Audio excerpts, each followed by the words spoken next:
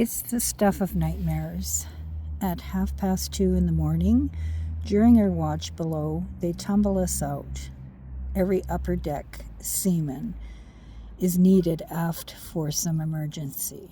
We peer blearily from our swaying hammocks at a world gone mad, a world lit by only dim blue lights and filled with tremendous noise and violence of the hurricane outside.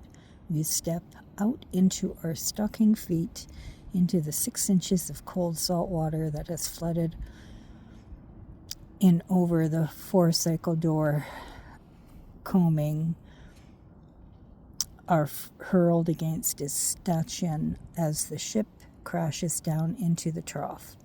Then clutch our hammocks for support as our whole world suddenly rushes upward, borne by a mountainous sea. The intense din, the motion, rushing water overwhelm the senses. We push our sodden feet into our seaboats and shrug into our cowled duffel coats in a kind of numb stupor before groping towards the door to the well deck, pushing off the dog clips that hold it shut and peering out into the terrible scene outside. To the modern traveler journeying by air between North America and Britain or Europe, the North Atlantic is simply a bore, a tedious stretch for several hours, to be made as painless as possible with in-flight movies, a meal or two, and something from the bar. Few, if any, passengers are aware of the featureless gray sea occasionally glimpsed through the thick cloud cover was an enormous battlefield, the site of one of the longest, bloodiest, and most decisive battles in all history. What lay ahead, of course, was trouble. It was only the degree of trouble that was matter for conjecture.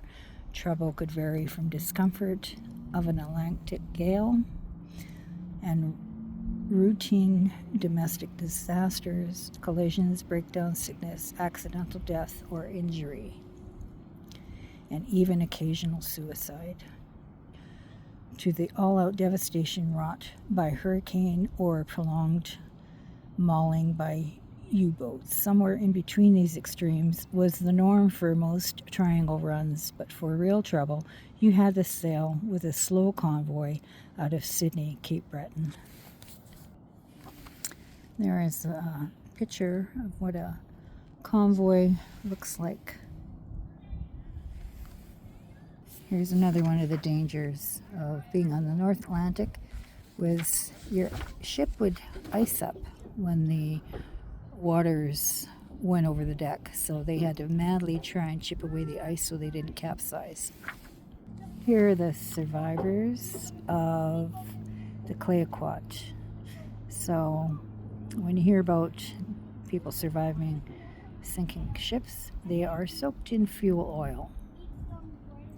And the Atlantic was bloody cold. The German sailors had landed on the Labrador coast, the first armed enemy to violate Canadian territory since the Fenian raids of the previous century, and they had established an efficient weather station there, which remained a permanent part of the landscape for more than 30 years. A German U-boat, an enemy man of war, had penetrated the Canadian heartland to within a couple of 100 miles of a capital city and had sunk Canadian ships and killed Canadian seamen in full view of Canadian onlookers. And perhaps most humiliating of all was these enemy warships had operated for months at a time in Canadian waters and had wrought their damage and had been allowed to withdraw unscathed despite plenty of near misses. Not a single U-boat had been sunk in Gulf waters by Canadian sea or air forces.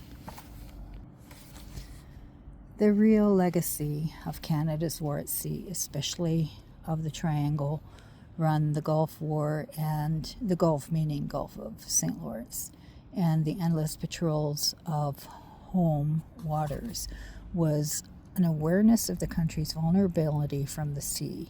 For all their enormous coastline, Canadians had always regarded themselves as a continental nation, more concerned with matters of the land than the sea. But the generation of us who came of age in the armed yachts and motor launches, the bangers and the corvettes and destroyers of the Second World War, stepped from the sheltered comfort of our inland homes into the harsh realities of maritime world, and the transition would shape our outlook and change our values forever.